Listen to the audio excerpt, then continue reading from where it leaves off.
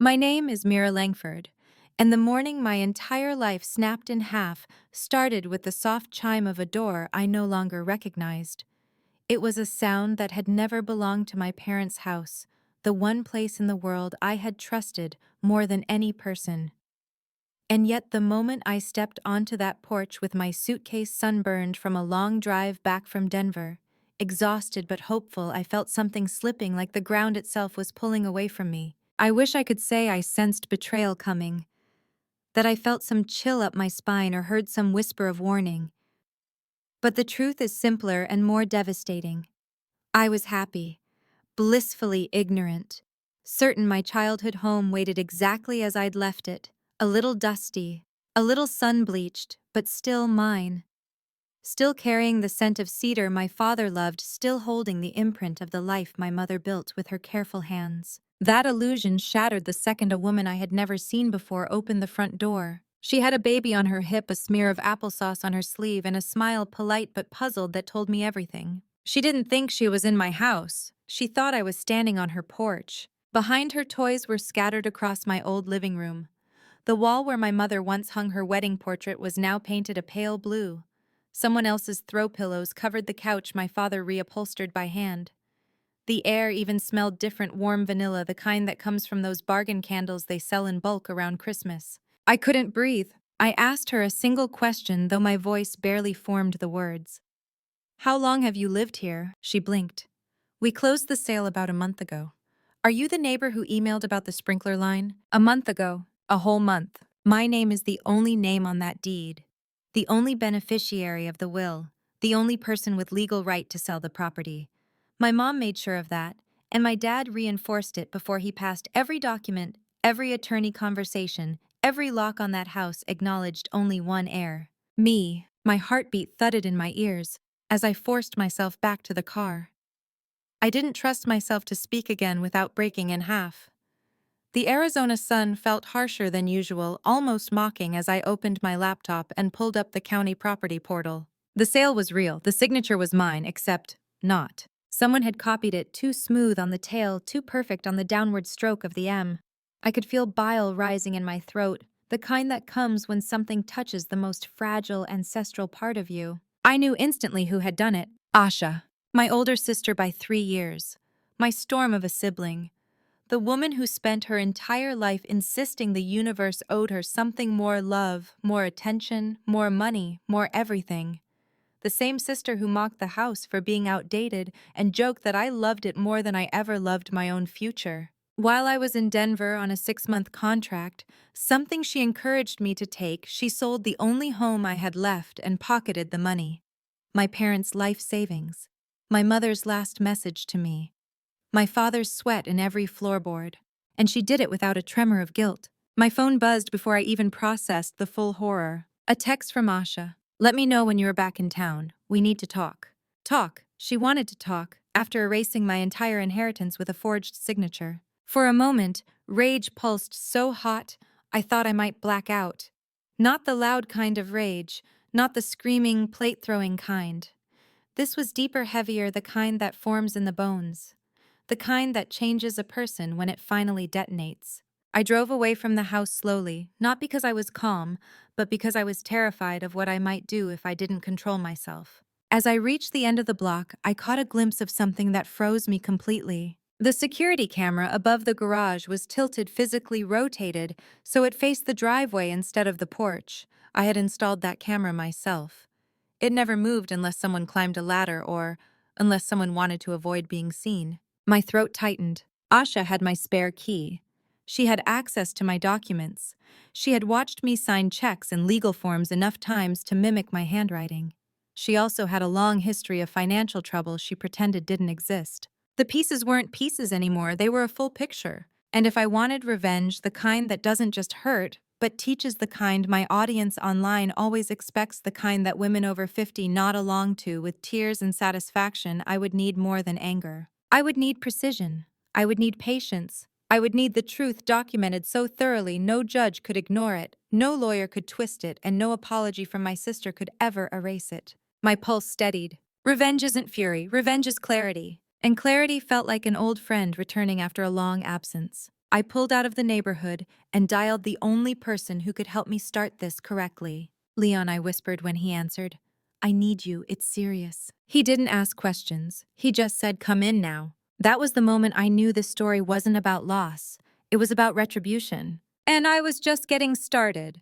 Leon Whitford's office sat wedged between a dentist and a retirement planner, which always amused me because he was the only attorney I knew who preferred clients in emotional crisis over clients with thick portfolios. He used to joke that Will's probate and family betrayal were the real American trilogy, and unfortunately, he wasn't wrong. When I walked in, he took one look at my face and immediately closed the file he'd been working on. Tell me, he said. I told him, not dramatically, not emotionally, not begging, just the facts delivered one after another like blades laid on a table. A stranger living in my house, a sale filed under my name, a forged signature, a timeline that matched perfectly with the months I was away. Every piece pointing to one person. Asha. Leon didn't blink. He didn't offer the gentle consolations most lawyers try. Instead, he reached for a legal pad and started drawing boxes in a grid. First, he said we gather every shred of proof that the sale was unauthorized. Second, we freeze every account she transferred funds into. Third, we petition to void the sale and file criminal charges. He paused, tapping his pen. And fourth, he added, we make sure she understands that what she stole wasn't just property. It was your mother and father's last legacy. Judges don't take kindly to that. I exhaled slowly. Something inside me, something tight and coiled, unwound just enough for me to breathe again. Not because the situation felt any better, but because I wasn't alone in it anymore. Leon slid a piece of paper across the desk. I need the following from you by tonight, he said.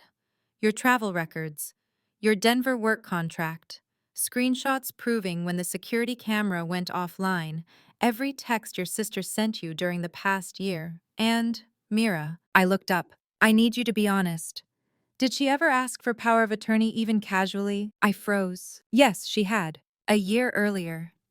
She framed it as a convenience aid just-in-case thing, the way some siblings handle estate matters. I said no, of course. Mom may have trusted her blindly, but I learned young that Asha could charm anyone into handing over responsibility she had no intention of honoring. Leon nodded when I told him. That's important, he said. If she asked and was denied but proceeded anyway, the intent becomes irrefutable. Intent. Such a small word for such a devastating concept. I sat back, the weight of the day pulling at my shoulders. You know what hurts the most, I said softly. Not losing the house. Losing the belief that she wouldn't do something like this. I thought we were repairing things. Leon's expression softened. Mira, betrayal doesn't come from strangers. It only counts when it comes from someone who had access to your trust. I nodded. He leaned forward. I'm going to ask something strange, but it matters for strategy. When you confront her, and you will do, you want her destroyed, or do you want her to understand what she took from you? I didn't answer right away. Destroyed felt too easy, too clean. Understanding? That was the real punishment. Because understanding meant facing herself. And Asha had avoided that her entire life. I want both, I said finally. I want her to feel the weight of what she did, and I want her to face the consequences. Leon smiled, but without amusement. A knowing smile, a wartime smile. Good. Then we'll proceed on two fronts, legal and personal. He stood and pulled a binder from a shelf. That house is still yours in the eyes of the law, he said. And we are going to take it back brick by brick if we must. I should have felt relief. Instead, what I felt was something colder, steadier, sharper. A new kind of resolve. Revenge had begun the moment I saw a stranger open my front door. Now it was becoming structured, documented, weaponized.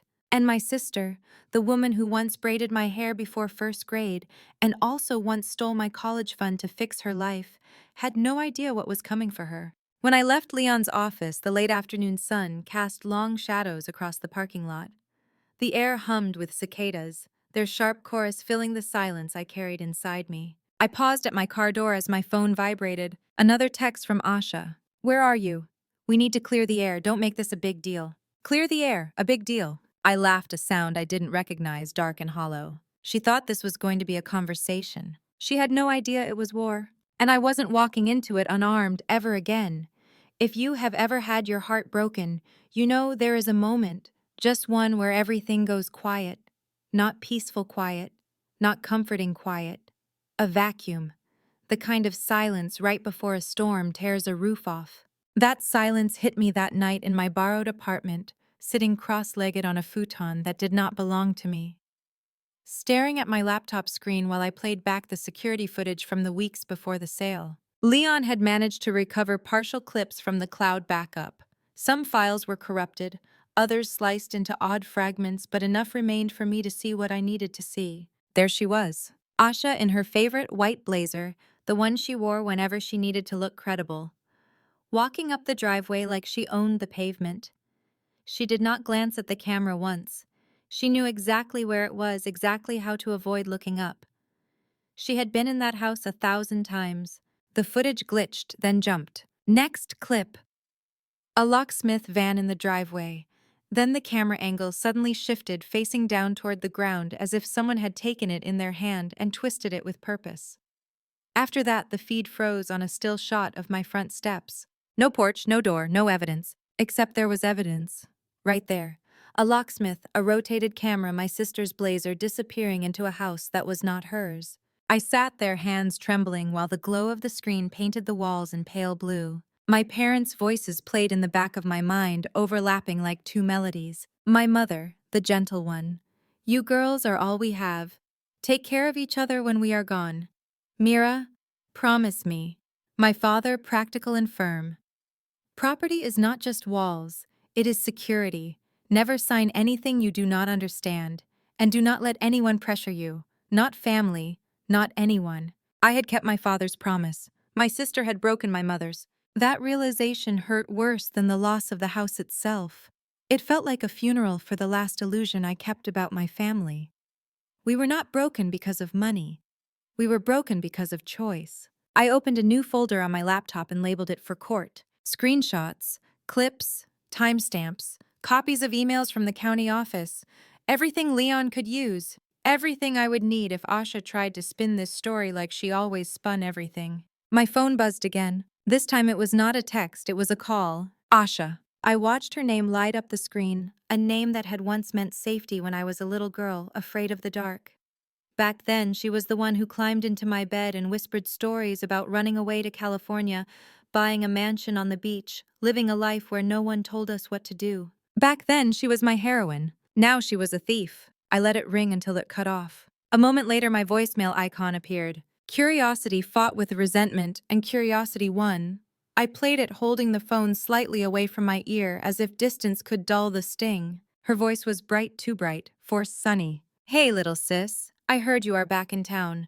There are some things I need to explain before you jump to conclusions. I know you are probably upset, but everything I did for both of us. Call me. Do not make this ugly. Do not make this ugly. As if she had not already taken something sacred and dragged it through the mud. I laughed under my breath, a small, sharp sound. She genuinely believed she could talk her way out of this like she had always done. A tearful apology. A story about being desperate. Maybe a claim that Mom wanted her to be taken care of, that I would understand eventually. No, not this time. I opened the text thread between us, scrolling back months. There it was in black and white. Asha.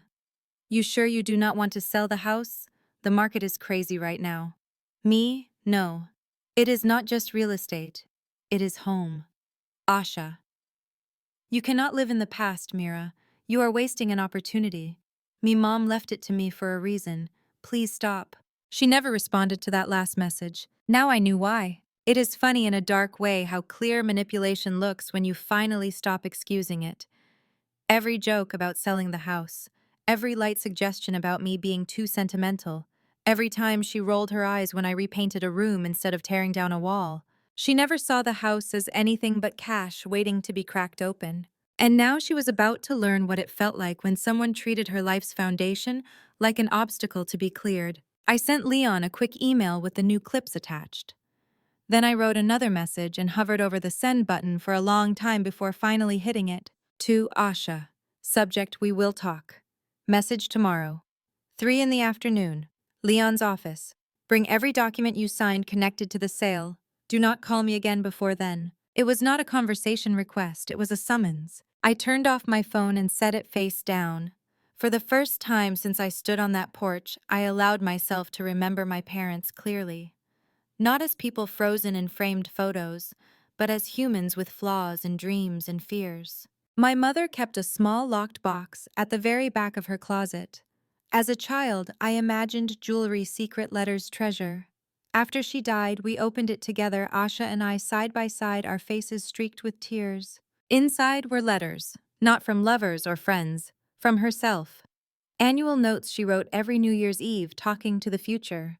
One line had stayed with me more than any other. If they ever turn on each other, she had written about us. I hope whoever gets hurt remembers this: standing up for yourself is not betrayal. Protecting what is rightfully yours is not cruelty. Justice and revenge may look alike, but only the heart knows the difference. At the time, I did not understand what she meant. Now I did. I was not being cruel. I was protecting what remained of my life. I lay down and closed my eyes, my mind already rehearsing tomorrow. The conference table, Leon's calm voice, Asha's growing panic.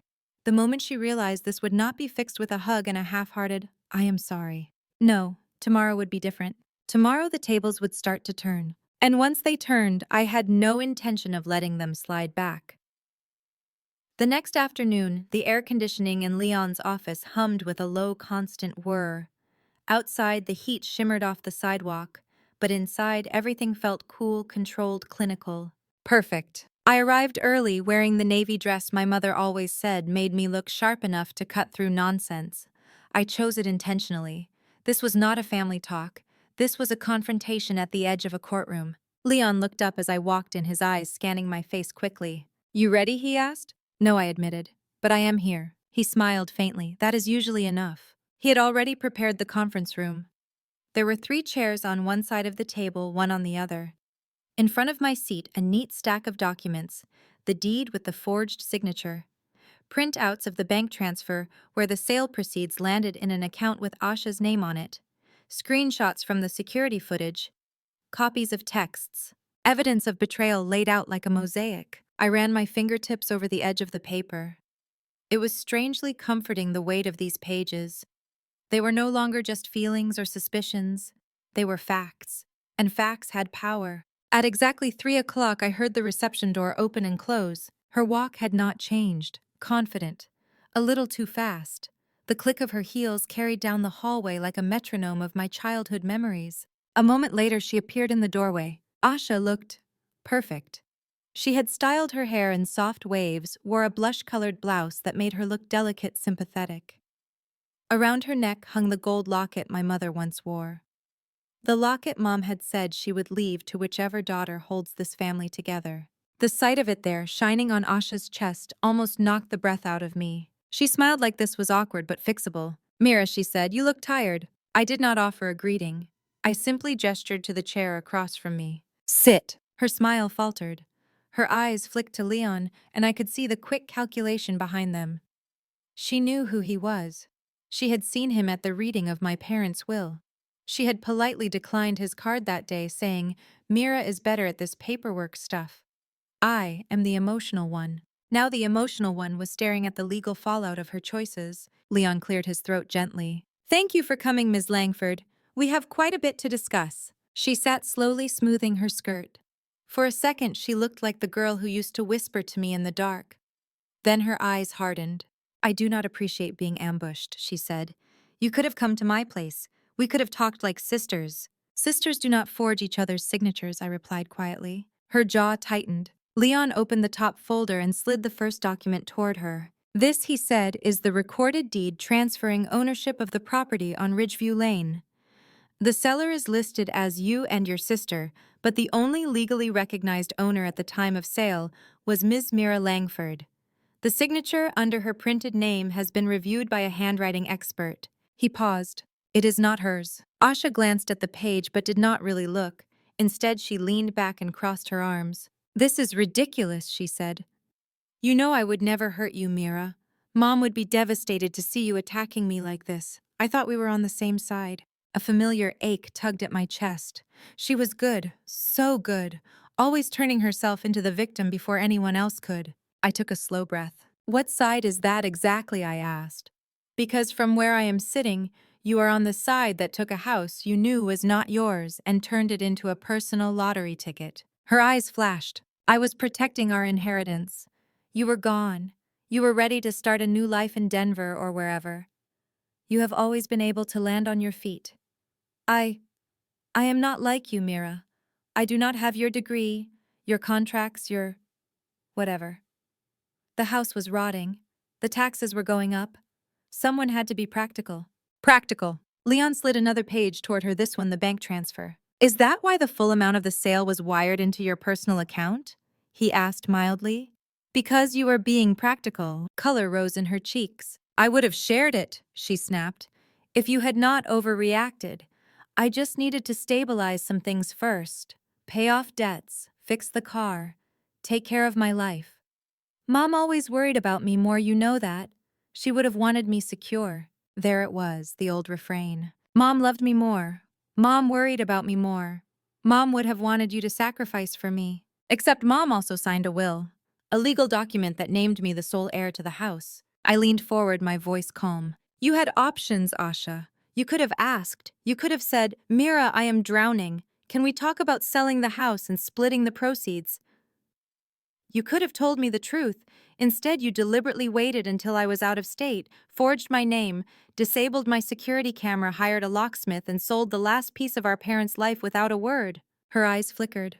For a heartbeat, I saw guilt. Then it hardened into anger. You were not going to use that house, she said. You were going to sit in it like some shrine. You are obsessed with revenge and family drama. You know that all those stories you tell on your channel about toxic families and inheritance and wills, you live in the past, Mira. I live in reality. Leon's gaze slid to me briefly, but he stayed quiet. It was my turn. You are wrong, I said softly. I do not live in the past. I honor it. There is a difference. But this, what you did, is not about past or future. It is about theft, fraud, betrayal. Those are not storytelling words, Asha. Those are legal terms. She laughed, a brittle, disbelieving sound. You would not drag your own sister into court. Leon placed his hands on the table, fingers interlaced. She is not dragging you anywhere, he said. I am. He slid the final packet toward her, the one he had kept aside until now. These, he continued, are the draft civil and criminal filings. Fraud, forgery, conversion, unjust enrichment. The county prosecutor will receive a full package next week, unless we reach an agreement that includes restitution cooperation and a formal admission of wrongdoing. Asha stared at the papers as if they were written in another language. You cannot be serious, she whispered. Leon's voice stayed gentle, almost kind. You forged a deed to a family home, Ms. Langford. You sold it without the owner's consent. You pocketed the proceeds. The buyers were innocent parties. The court will not see this as a little misunderstanding.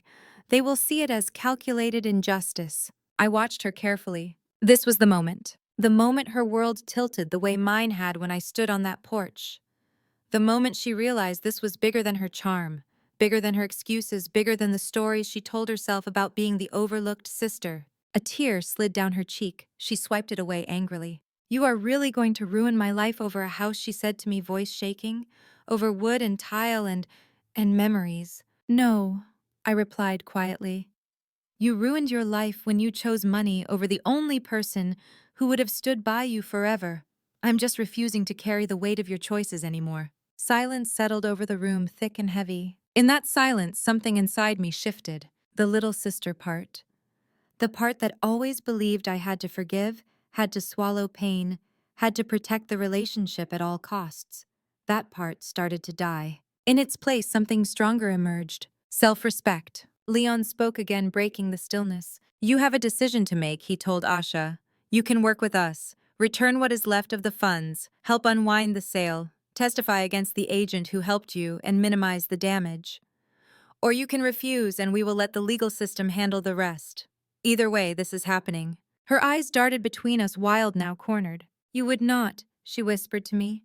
You cannot actually do this. I held her gaze, feeling the full weight of my answer even before I spoke it. Watch me, I said. I barely slept that night. Not because of doubt. No, that had evaporated the moment Asha looked me in the eye and tried to weaponize our childhood to excuse a felony, but because of something sharper. Resolve. It pulsed through me like a slow-burning electric current, the kind that doesn't crackle or spark, but warms steadily until it becomes impossible to ignore. Revenge isn't a blaze, it's a pilot light. and mine had been lit. At 8 the next morning, Leon called. She reached out, he said without preamble. Your sister. She wants to explain her side. I exhaled unsurprised. She wants to talk her way out. She wants to see if she can manipulate you, Leon corrected. People who take advantage of family often believe the relationship is a shield. They assume blood cancels consequences. Blood is not a shield, I murmured. It's just the first place you bleed when someone cuts you. He paused. That's exactly why we need to keep every communication documented. If she contacts you, save it. If she shows up, record it. No private conversations. Understood. And Mira, yes, do not let her guilt you today. She is cornered. Desperate people reach for whatever tools they still have, emotional ones included. I nodded even though he couldn't see me. I won't break, I said simply. And I meant it. But when I hung up, something inside me stirred an old ache, a memory of a different version of Asha. The one who used to braid my hair before picture day. The one who sat beside me at our father's funeral, clinging to my hand as if I were the only anchor she had left. The one who cried when I left for Denver, promising she'd keep the house smelling like Mom's lavender spray while I was gone. That version of her felt like a ghost now. Still ghosts linger. They tug at you. They whisper reasons to hesitate. I shook my head, forcing myself forward. I had a long day ahead, and the first task was brutal but necessary, contacting the family now living in my house. Not to confront them, not yet. Leon had been firm about that. But to notify them formally that the sale was under legal review and to ensure no further changes were made to the property. I drove to their cul-de-sac slowly, my palms sweating against the steering wheel. The thought of seeing strangers in the home where I learned to walk argued with my parents, celebrated birthdays, grieved deaths, ate, Thanksgiving leftovers on the floor. It felt like swallowing broken glass. Their cars were in the driveway. A tricycle leaned against the garage. A wind chime I didn't recognize hung by the door. I parked 2 houses down and sat for a long moment before stepping out. Deep breath, Mira. You're not here to punish them. They're collateral, not villains. The woman who answered the first day, her name turned out to be Elise, opened the door again when I knocked. Her eyes widened with recognition, followed by something like apprehension. Hi, Mira, right? Yes. My voice was steady. Can we talk for a moment? Outside is fine. She stepped onto the porch, closing the door gently behind her, as if trying not to disturb the air inside. I'm guessing this is about the house, she said, twisting her fingers together. I nodded. There's been a serious issue with the sale. I'm working with an attorney. You and your husband will be contacted formally. I paused, softening my tone. I'm not here to blame you. I know you bought the place in good faith. Her shoulders sagged with relief and fear all at once. We thought everything was legitimate, she whispered. The agent, Mr. Hartwell, assured us the paperwork was complete. Your sister said you lived out of state permanently. My stomach clenched. She what? She told us you had given her full authority, that you had wanted to let go of the house for years. We never would have. A sob broke loose from her throat. Guilt stabbed me. Not guilt for pursuing the case, but guilt for the shock on her face. These people weren't thieves. They were victims too. I touched her forearm gently. I know this is terrifying, and I promise we will handle this through the court, not through conflict. You have my word. She nodded, tears gathering in her eyes. Can I ask you something, she whispered. Why would she do this to her own sister? I swallowed hard. Because some people believe need entitles them to take, and some people confuse desperation with permission. She nodded slowly, understanding more than I expected. We exchanged contact information, and I walked back to my car with a strange mixture of sadness and clarity. I didn't want to destroy their lives, but Asha had already set fire to mine. Someone had to fix the damage, and that someone was me. When I got home, there was a new message waiting on my phone. 3 words. We need closure. A chill crawled up my spine, not fear, recognition. Asha wasn't trying to apologize. She was trying to negotiate. But there would be no negotiation. Not anymore. CHAPTERSIX. The next 24 hours unfolded like a long inhale before a painful confession. Asha didn't show up at Leon's office again. She didn't send documents. She didn't transfer a single dollar back. Instead, she sent message after message, carefully crafted, emotionally charged, and strategically manipulative. My phone vibrated every hour. First message. You're blowing this out of proportion. Second, I was drowning, Mira. I needed help. Third, Mom would hate what you're doing. Fourth, If you take me to court, you'll lose the only family you have left. Fifth, call me. Please. Sixth, do not ruin me. By midnight, she finally played the card I had been expecting. Seventh, fine, I'll tell you the truth, but not over text. Truth, her version of it anyway. Leon read the messages in silence, his jaw tightening. This is textbook manipulation, he said. She's trying to get you alone so she can reshape the narrative. I know. You're not meeting her. I know. He studied me for a long moment, then nodded. We file first thing Monday. Fraud, forgery, civil damages, injunction, and a criminal referral. And the house, I asked. We freeze the title through an emergency filing. The current buyers won't be kicked out yet, but the property can't be altered or resold. Then we unwind the sale. Unwind, such a clean word for such a catastrophic process. Is there any chance, I asked quietly, that she won't face criminal charges? Leon looked at me not unkindly. She forged a legal document. She sold property she didn't own. She deposited the proceeds. Those are crimes, Mira. Very real crimes. The air felt heavier. He continued. Judges have some discretion. They can focus on restitution. They can redirect charges. But if she refuses to cooperate, if she claims innocence attacks, you manipulates the narrative or attempts to move money, then yes. Prison is on the table. Prison, my sister, prison. For a moment, the ghost of the girl who used to braid my hair tugged at me again. But ghosts can't save the living. I inhaled sharply, forcing myself back to the present. What about the agent, I asked. Leon opened another folder. Caldwell Hartwell. My stomach turned at the sight of his signature on the listing contract. He knew, I whispered. Yes, and he'll be facing his own charges. He leaned back. I've handled inheritance betrayal cases for over 20 years. Let me tell you something blunt. Siblings betray each other more viciously than strangers ever could. This isn't an anomaly. It's a pattern. He paused. But women like you, women who gather themselves, who refuse to collapse, who choose justice over appeasement, those cases are the ones that succeed. I looked down at the table, swallowing hard. I don't feel strong. You don't need to feel strong, he said. You just need to keep going. The next morning, I woke up to another text from Asha. I'm coming over. Coming over. My blood chilled. She didn't know I wasn't at my apartment. She didn't know I had moved temporarily. She didn't know where I actually was. But the tone, sharp and titled, told me everything. She wasn't afraid. Not yet. Not enough. Leon called moments later. Do not respond, he instructed. And do not be alone today. I'm not scared of her, I replied. This isn't about fear, it's about control. She's losing hers. That makes people dangerous. I almost argued, but then my phone buzzed again. This time with a picture. A photo of her sitting on the porch of the apartment I'd just vacated 2 days earlier, smiling as if this were a game. The caption read, We're talking, one way or another. A strange calm rolled over me. Not panic, not fear. Something colder. She had taken my house. She had taken my inheritance. She had tried to take my future. But now she wanted to take my choice. And that I would never allow. I forwarded the photo to Leon. He replied instantly. This changes everything. We file today. And just like that, the storm I'd been preparing for finally broke open. Not tomorrow, not next week. Today. By noon, the heat outside felt thick enough to drink. Arizona summers have a way of turning the air into something you push through instead of breathe. And that day of all days, it felt symbolic. Everything around me was heavy, scorching, impossible to ignore. I sat in Leon's office again, signing the last of the emergency filings. My signature, my real one, flowed across each page with a steadiness I did not entirely feel. This is the injunction, Leon said, tapping a stack of documents. It freezes the title. The house can't be altered, refinanced, or sold again until the court sorts the fraud.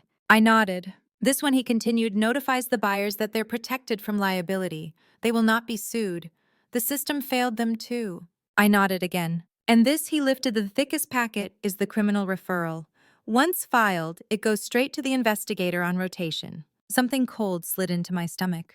Criminal. The word didn't feel like justice or anger. It felt like gravity, inescapable, unforgiving. Once we turn this in, Leon said quietly, there's no pulling back. The machine starts moving. Good, I replied. And I meant it. She crossed a line. I'm just drawing it clearly. But even as I said the words, I felt a strange ache. Not regret, not doubt, grief. Grief for the sister I once believed she could be. Leon studied me for a moment, reading what I didn't say. People assume revenge is rage, he said softly. But the deepest revenge, the kind that comes from betrayal, comes from heartbreak, not hatred. I swallowed hard. Are we ready to file? I asked. Yes, he said. We'll go together. We walked out into the heat, the sun glaring sharp across the pavement. As we approached his car, a sound broke the thick stillness. A shout. Mira, I turned. Asha stood at the far corner of the parking lot, sweat dampening her hairline face, flushed eyes wild. She had never looked so much like a stranger. Leon stepped forward, his voice low but commanding. Stay where you are, Ms. Langford. But she ignored him and stormed toward us. You blocked me, she yelled. Why aren't you answering me? Why are you listening to him instead of your own sister? My heart thudded, but my body stayed still. You know exactly why I said? She stopped a few feet away, breathing hard, hands shaking not with fear but fury. You're overreacting, she spat. I made a mistake. People make mistakes. You can't ruin my life over one bad decision. Leon stepped slightly in front of me. This isn't a conversation you should be having here, he said evenly. You need to leave. Asha's eyes flicked to him furious. You don't get to tell me what to do in my family. Then she turned back to me. You want to know the truth? Fine. Here it is. She jabbed a finger toward my chest. I deserved that house. The words sliced deep, sharper than anything she'd said yet. She kept going, her voice rising, each sentence cracking like a whip. Mom always worried about you more. Dad always praised you. You were the perfect one. I was the screw-up. I was the burden. I was the one they whispered about in the kitchen when they thought I couldn't hear. My breath caught. I needed something that was mine, she said, voice trembling now. Just once. Something that said I wasn't worthless. That I mattered too. Her words dropped into the space between us like stones. Matter, I whispered. Asha, you mattered without stealing. No, she said, eyes burning. I never did. Not the way you did. Her pain was real, but so was the damage. Needing to matter, I said quietly, doesn't give you the right to take what isn't yours. That isn't need. That's entitlement. Asha laughed, a broken, ugly sound. Easy for you to say. You're always the victim. Perfect Mira with her perfect job and her perfect sense of justice. I opened my mouth, but she wasn't done. You think you're better than me, she hissed. You always have. And now you want to parade your righteousness in court? Make me look like a criminal in front of the whole family. Leon stepped closer, lowering his voice. This is harassment, Ms. Langford. You need to leave now. Asha's chest rose and fell rapidly. She looked between us, between the sister she once knew and the attorney who now stood as a barrier between us. Then something snapped behind her eyes. Fine, she said through clenched teeth. If you want war, Mira, you'll get it. She turned and stormed back to her car, slamming the door so hard the echo bounced through the parking lot. Leon exhaled slowly. That wasn't good, he murmured. I know. Threats like that? He shook his head. Judges don't like them. It makes her look unstable. She is unstable, I said quietly. He looked at me with something like pity. I'm sorry, he said. And for the first time, I believed him. We filed the paperwork that afternoon. By the time the clock hit 5, Asha Langford was officially under investigation for real estate fraud, forgery, identity manipulation, and unlawful enrichment. But even as we left the courthouse, I felt it in my bones. She wasn't done, and neither was I. Because revenge isn't a single act, it's a journey. And mine had only just reached its midpoint. 2 days passed. 2 long, strange days where the world kept moving, cars humming down the street. Neighbors mowing lawns, grocery stores playing the same old soft pop songs. But my life felt paused, suspended between what had been and what was coming. Asha went silent. Completely silent. No texts, no calls, no surprise appearances, nothing. Most people would feel relief. I felt dread. Because silence from Asha was never peace, it was plotting. Leon called me early on the 3rd morning. Morning, he said, you should sit down. The words froze me. What happened? The investigator assigned to Asha's case reached out, he said. She tried to file a counterclaim. A what? A claim accusing you of coercion. I blinked. Coercion of what? She says you pressured her into selling the house, that you asked her to handle the details, that she kept the proceeds temporarily because you didn't want the funds tied to your name during your Denver contract. I stared at the wall as if it would explain this madness. That doesn't even make sense. Of course it doesn't, Leon said. Her claim contradicts timelines, documents, witness statements, even her own text messages. It won't hold, but it tells us something important. That she's desperate, I whispered. That she's escalating, he corrected. I rubbed my forehead. What now? Now he said we stay one step ahead, and we bring in someone who can help us stay there. Before I could ask, he continued. An investigator. A forensic specialist, someone who can dig into her financial activity, track the money flow, uncover communications she thought were hidden. Someone who can prove intent, I murmured. Yes, and that's what courts care about. His tone softened. I know this feels heavy, but you're doing incredibly well. Most people collapse emotionally long before this stage. Maybe I'll collapse later, I said, half joking. Not today, he replied, because today we keep moving. Later that afternoon, I met Leon and the investigator, an older woman named Ramona, with sharp eyes and a soft voice. She shook my hand firmly. Your sister is smart, Ramona said, but she's sloppy when she panics.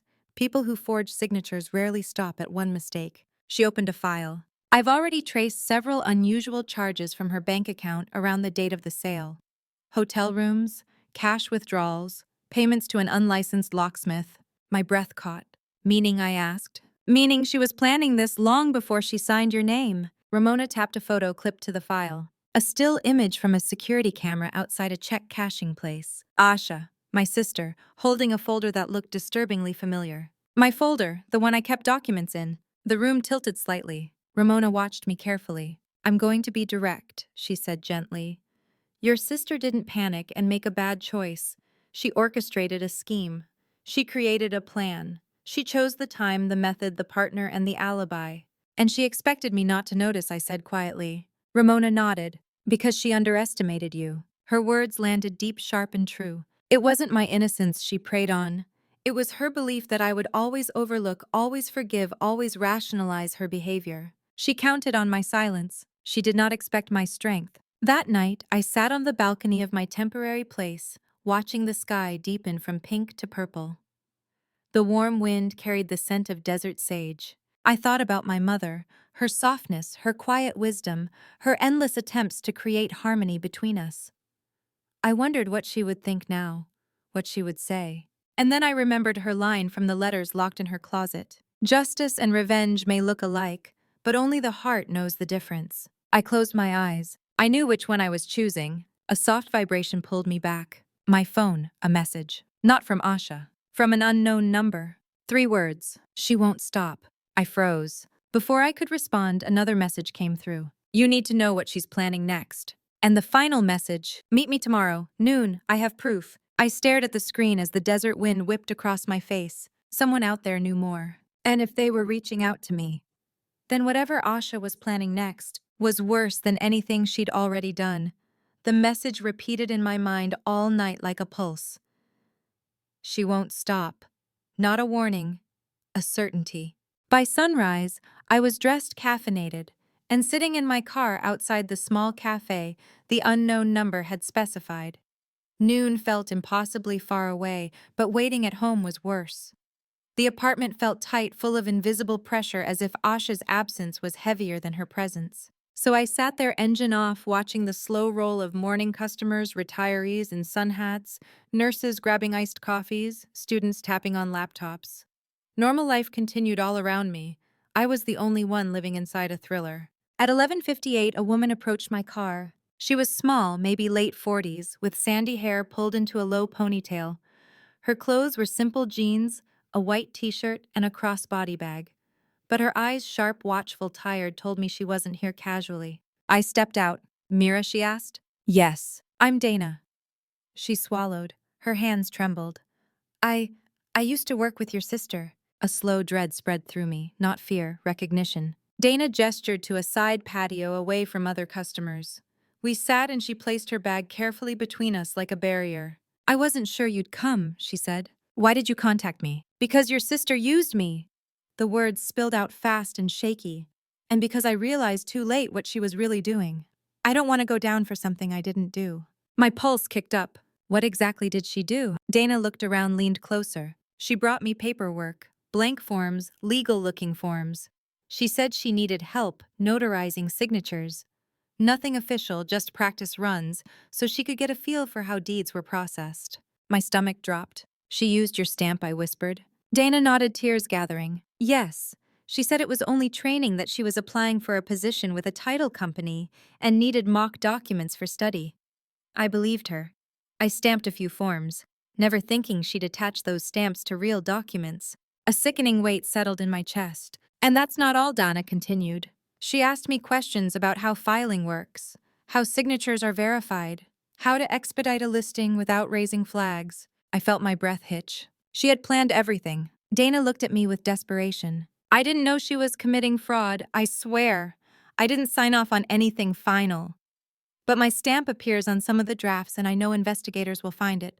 I needed you to know before the whole thing explodes. I stared at her. This woman wasn't a villain. She was a pawn. A disposable tool Asha had used and abandoned. She's planning something else, Mira, Dana whispered.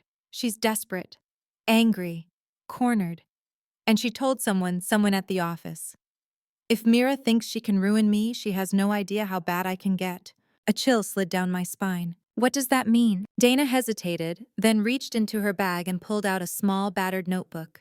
She pushed it toward me. She dropped this during an argument last week, she said. I looked inside. My fingers trembled as I opened it. What I saw wasn't random, it was a blueprint. Dates, calculations, my travel schedule, notes about my Denver contract, entries like Mira gone, Elot window open. Camera must be down before listing. Leon Ixel's obstacle. Buyers won't question if Mira doesn't want to deal with estate stress, need Mira out of state. And then near the bottom of one page, if she fights back, plan B. I felt the blood drain from my face. What's plan B? I whispered. Dana shook her head. I don't know. The rest of the page was ripped out. My vision pulsed. For a moment, the noise of the cafe blurred clinking dishes, laughter, conversations. I felt suspended, untethered. Dana grabbed my sleeve. I'm telling you because I don't want to be part of this. Whatever she's planning, it's not normal anger. It's obsession. I closed the notebook, fingers tightening around the rough cover. This helps more than you know, I said quietly. I'll make sure investigators understand your role. Tears spilled down Dana's cheeks. Thank you, really. We exchanged numbers and she hurried away, disappearing into a white sedan parked a few blocks down. I remained seated long after she left, my mind racing. I'd always known Asha had flaws. Selfishness, impulse, a talent for bending truth. But obsession. That was new. That was dangerous. My phone buzzed. A message from Leon. Update when you're free. Investigator found major inconsistencies. Urgent. I typed quickly. Meeting. Heading to your office. I drove straight there, notebook still open on the passenger seat, its scribbled pages accusing more loudly than any lawyer could. Whatever Asha was planning, it had begun before the sale, before the forged signature, before the camera was tilted, before I ever left town. Revenge was no longer about reclaiming the house. Now it was about stopping her before she destroyed anything else. Leon glanced up as I entered his office, his eyes immediately catching the tension in my posture. What happened? He asked. I handed him the notebook. He flipped it open, brows lifting as he scanned the pages. Mira, this is damning. She manipulated a notary, I said. She learned how to bypass verification protocols. She literally mapped out the window she needed to sell the house. Leon nodded slowly, jaw tightening. This notebook demonstrates premeditation, intent, that shifts this from fraud of opportunity to fraud of design. I sat across from him, pressing my palms against my knees to steady myself. She also had something called Plan B. If I fought back, I said. The page outlining it is missing. Leon exhaled sharply. That concerns me. It terrifies me. Just then, Ramona, our investigator, stepped into the room holding a thick folder. I've found something, she said, and Mira, you need to brace yourself. I stiffened. What now? Ramona sat beside Leon, opening her file. Your sister visited the county clerk's office 2 separate times, months apart, she said. The first time was harmless, requesting copies of the original deed.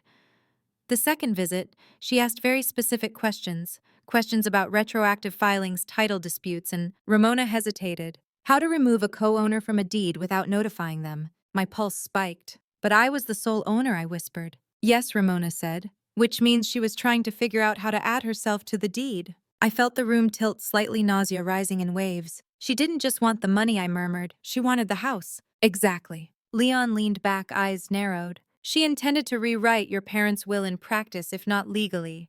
Steal the home. Pocket the money. Erase your inheritance entirely.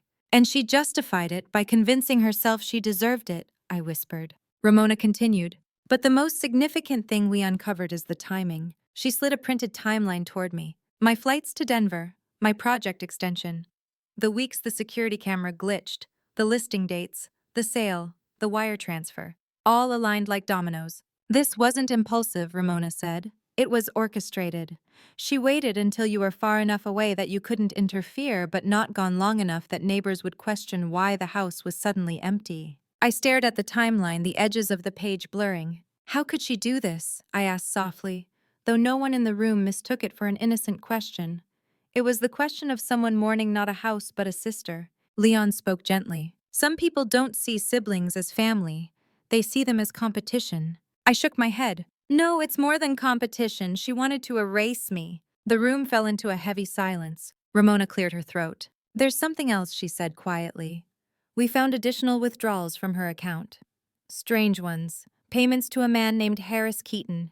I frowned. Who is that? A private investigator, Ramona said, one with a questionable reputation. My skin prickled. What did she need a PI for? We don't know yet, Ramona replied. But it wasn't to investigate you. The notes on the transactions suggest she hired him to gather supporting documents. Leon's eyes sharpened. She was building a false narrative, he said, trying to create a paper trail that made it look like you authorized the sale. My breath caught. She was preparing for me to fight back. Ramona nodded. That's why she has a plan B. A cold wave washed through me. Do we know where she is now? I asked. Ramona hesitated. She's moved out of her apartment. No forwarding address. Her phone is still active, but she isn't answering, which means she's hiding but not disconnected. At this stage, Leon said softly, your sister is cornered, and cornered people become unpredictable. I held his gaze. What do we do next? Leon closed the notebook. Now he said we expose her. He slid a new folder across the table, one I hadn't seen before. What's this? I asked. Our next step, he said. A formal deposition request. The court will require her to appear in person and answer questions under oath. My heart hammered. And if she refuses? Leon's tone was firm. A warrant will be issued. A slow, shuddering breath left my lungs. Not out of fear, not out of grief. Out of release. For the first time since I stood on that porch and saw a stranger holding a baby in my living room, I felt something like power returning to me. But then, as if the universe wanted to remind me this wasn't over, my phone buzzed. Unknown number. A video message. I opened it. My blood turned to ice. It was Asha, standing outside Leon's office building, looking straight into the camera, her voice low, steady, chilling. You think you're winning, Mira, but you have no idea what I'm capable of. If you keep going, you're going to force me to do the one thing I swore I'd never do. The video ended abruptly. I sat frozen, every nerve on fire. Leon and Ramona watched me closely. What did she do? Leon asked. I turned the screen toward them. Ramona's face paled. Leon's voice dropped to a whisper. Oh God. Because nothing in her tone sounded desperate. It sounded like preparation. And that missing notebook page, the one labeled Plan B, suddenly felt dangerously close to being revealed. I didn't breathe for a full 5 seconds after the video ended. Not because Asha looked unhinged, not because she'd crossed yet another invisible line, but because I recognized the tone in her voice. It wasn't rage, it wasn't panic, it was resolve, the kind that comes right before someone does something irreversible. Leon replayed the video twice, jaw tightening a fraction more with each loop. This is escalating, he said quietly. This is no longer just fraud, this is a threat. She's warning me, I murmured, as if I'm the one pushing her into a corner. Ramona folded her arms, eyes scanning the screen with the precision of someone who had seen far too many families implode. That last line, she said, the one thing I swore I'd never do, that concerns me. Usually when people use language like that, it's not self-harm they're referring to. My stomach nodded. What then? Ramona met my eyes. Turning on someone else. A chill crept up my spine. You think she might try to hurt me? Emotionally, she already has. Financially, without question. Legally, she's trying. Physically, we can't ignore the possibility. Leon exhaled slowly. We need to notify the investigator. Today. But before we could move, my phone buzzed again. A new message. This time just a single line. Plan B is in motion. My heart thudded once hard enough to hurt. That's it, Leon said, grabbing his phone.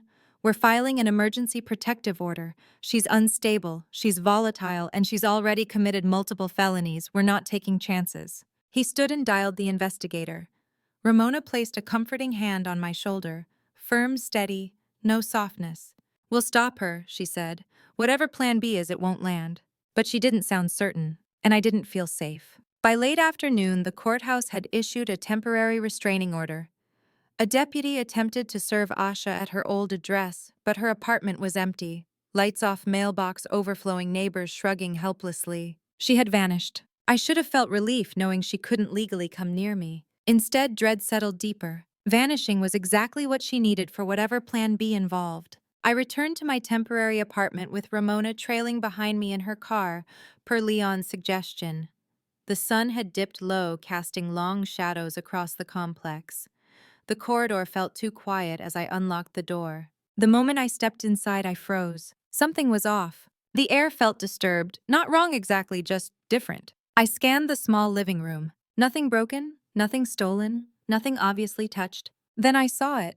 A single envelope on the floor pushed through the gap beneath the door. My name written across it in handwriting I knew better than my own. Ramona picked it up with a gloved hand. She carried latex gloves in her bag as routinely as her wallet. She held it up. "This yours?" I nodded slowly. "Don't open it yet," she said. She used a pen to slit the top, then pulled the note out carefully. It wasn't a letter. It was a photocopy of a document. A birth certificate. Mine. Except, Leon needs to see this. Ramona snapped a photo and sent it with a red exclamation mark. I took the page with trembling fingers. Everything looked right. The seal, the signature, the county stamp. Except one thing. Under Mother's name, someone had blacked out a portion of the original and written a different last name above it in faint, careful pen strokes. Not legally, not permanently, just enough to make it suggestive. Enough to imply I wasn't my father's daughter. Enough to create doubt. My chest constricted. "Oh God," I whispered. "She's trying to say I wasn't the rightful heir." Ramona nodded grimly. "Plan B," she said softly. "Undermine your legitimacy." I stared at the page, disbelief and fury clashing in my throat. "She's trying to rewrite our family history," I said. "She's trying to make it look like I wasn't supposed to inherit anything." "She's building a story," Ramona said. "One she can deploy in court and conversation anywhere she needs to shift blame. A desperate sibling will reach for the most devastating lie available." A sob broke loose from me, quiet but raw. "She's trying to take my parents away from me, not just the house." Ramona touched my shoulder lightly. "I know," she said, "but she won't succeed." A moment later, Leon called. He didn't bother with pleasantries. Ramona sent the photo. "She's weaponizing fabricated lineage. We'll shut it down." "But Mira, there's more." My throat tightened. What more could there be? "She wasn't alone," Leon said. "That private investigator she hired, we found a request she submitted to him." "What kind of request?" "A search for medical records that might indicate paternity disputes." My blood turned cold. "She wants to erase me," I whispered. "Erase my right to everything Mom and Dad left me." Leon's voice softened. "She's trying to convince herself she didn't betray you. If she can rewrite the past, then she wasn't stealing. She was reclaiming something she thinks she was entitled to." A sharp, painful breath left my lungs. "What do we do now?" "We end this. Tomorrow morning we file for a formal deposition. She'll be compelled to appear. And if she doesn't, she'll be arrested." Ramona stepped closer, voice steady but urgent. "And Mira, I want you staying with someone tonight, not alone." For the first time that day, fear not anger settled in my bones. Asha wasn't spiraling. She was sinking. And people who sink often grab anyone they can pull down with them. As I packed a bag to stay at Leon's guest room, I looked one last time at the forged birth certificate. My mother once told me that truth was a house with deep roots hard to shake, impossible to topple. But my sister, she wasn't trying to shake the house. She was trying to set fire to its foundation. I didn't sleep. Neither did Leon. His guest room was quiet, the sheets soft, the lamp dim, but my mind raced like a storm across a dark plain. Every creak in the hallway, every passing car outside, every shift of the cooling pipes echoed with one question: what will she do next? By sunrise, we had coffee cups between us, the early light spilling through the blinds. Ramona arrived at 7 sharp. "We got a hit," she said, stepping inside without removing her sunglasses. "Your sister's car was spotted downtown near the county courthouse." "For filing something?" I asked. "Possibly," she said. "Or she might be preparing her own defense strategy." Leon rubbed his temples. "Let's get ahead of her." By 9, we were standing inside the courthouse filing the formal deposition request. The clerk stamped the papers with brisk efficiency, each thump of the stamp sounding like a drumbeat toward justice. Asha would now be legally required to appear and answer for every fraudulent step she took. When we stepped back outside, the air was bright, too bright, and the courthouse steps seemed to stretch forever. That's when we saw her, Asha, standing at the bottom of the steps, hands clasped, eyes swollen but alive with something electric. She wore the same white blazer from the footage, the one she always used as armor. Her gaze locked on me instantly. Leon stiffened beside me. Ramona subtly shifted her stance protective. Asha stepped forward. Mira, she said, voice shaking not with fear, but with something sharper. We need to talk. Really talk. No, I said, we're done talking. She flinched, then straightened. You think you're destroying me, she said. But you're not. You're destroying us. Everything Mom wanted. Everything Dad begged us to protect. No, I said softly, you did that when you sold the house. Her expression fractured anger, grief, disbelief blending in real time. I did it because I thought I could fix things, she said. Because I thought if I finally had something, anything that was mine, maybe I wouldn't feel so broken all the time. Her voice cracked only slightly, but enough. For a moment I saw the girl who used to braid my hair. Then I saw the woman who forged my name. You had what mattered, I whispered. You had me, and that wasn't enough for you. A slow, anguished breath left her. You don't understand, she said. If I let you have the house, then it meant I was the lesser one, forever. My heart tightened, but not with sympathy, with clarity. This was never about the house, I said. It was about your ego. Her eyes glistened. Then punish me. Hate me. Yell at me. But don't let them put me in prison, Mira. Please, I'm your sister. No, I said gently. You're the person who chose money over blood, over trust, over love. She stepped closer, too close. If you don't stop this, I swear I'll… Ramona moved instantly. Enough, she said sharply. Back away. Asha froze, surprised, angry, cornered. This isn't over, she hissed. Leon stepped forward and papers in hand. Yes, he said calmly. It actually is. He handed her the court notice. Her hands shook as she took it. What is this, she demanded. Your deposition summons, Leon said. Failure to appear will result in a warrant. Her face went ghostly pale. No, she whispered. No, no, no. She backed up 2 steps, clutching the paper like it was burning her fingers. You're choosing them over me, she said. You're choosing strangers over family. I'm choosing truth, I said softly, and dignity, and my parents, and myself. Asha stared at me a long moment. Then something inside her snapped, not loudly, not dramatically, but quietly, like a rope giving way after years of strain. Her shoulders slumped. She turned, walked to her car, got inside, drove away. No screaming, no threats, just a slow unraveling. The silence she left behind was heavier than her presence. Leon placed a hand on my shoulder. You did the right thing. I nodded, but tears blurred my vision. Justice doesn't feel clean. Justice doesn't feel triumphant. Justice feels like mourning something you didn't know was already dead. The legal process that followed was long, exhausting, painful. Asha returned a fraction of the money. The rest had vanished, spent or hidden. The buyers cooperated. The sale was reversed. The house became mine again, legally, not physically. But I didn't move back. It didn't feel like home anymore. It felt like a battlefield. Asha eventually took a plea deal, avoiding prison, but carrying years of probation, restitution requirements, and a permanent scar on her record. When the judge asked if I wanted to speak at the sentencing, I stood, hands trembling, voice steady. I loved my sister, I said. I still do. But love without boundaries becomes a weapon. She broke more than laws. She broke trust. She broke family. And healing begins only when truth is acknowledged. The judge nodded. Asha didn't look at me. Months later, I sat on the porch of a new house. Small, quiet, nothing like the home I grew up in.